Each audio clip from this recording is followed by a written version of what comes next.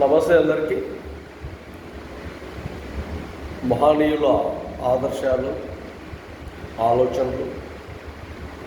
ఆలోచన తీరు, ఆ తీరులో ఒక బలమైన నినాదం. ఆ నినాదమే ఈరోజు చాలామంది ప్రజల గుండెల్లో ఒక నినాదంగా మారిన జై భీమ్. మహనీయులు ఒక గొప్ప సంకల్పాన్ని దేశానికి అందించారు. ఆ మహనీయుల ఒక గొప్ప సంకల్పం ఏంటంటే, భారత రాజ్యాంగంలో పొందుపరిచిన చాలా ఆర్టికల్స్లో కానీ, ఈ 12 షెడ్యూల్స్లో కానీ, ఈ 12 షెడ్యూల్స్లో ఆర్టికల్స్లో కానీ చాలా వరకు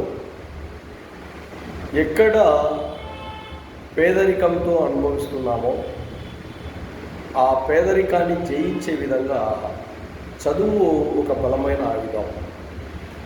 ఈ చదువు ఒక బలమైన ఆయుధంతో పాటు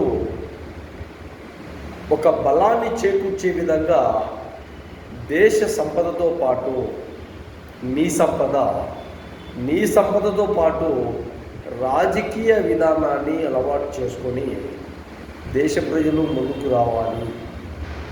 దాదాపు సామాన్యమైన వ్యక్తులు అన్న ఆయన స్ఫూర్తి విధానాన్ని తూచా తప్పకుండా పాటించే విధంగా చాలామంది నేటి భారతీయులు చాలామంది ఉన్నారు.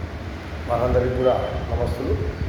అలాగే ఆయన జయంతిని ఉత్సవాలుగా చేస్తున్నాం, వర్ధంతిని ఉత్సవాలుగా చేస్తున్నామంటే ఈరోజు దేవుడు దేవాలయాలు, మసీదులు, చర్చీలు, ఇంకా ఎవరి దైవ చింతన వాళ్ళకు ఉంటాయి. అదేవిధంగా ఈ భారతదేశంలో ముఖ్యమైన దైవ చింతన ఏంటంటే మహనీయులు డాక్టర్ బాబాసాహెబ్ అంబేద్కర్ గారు. ఆయనకు వందనాలు.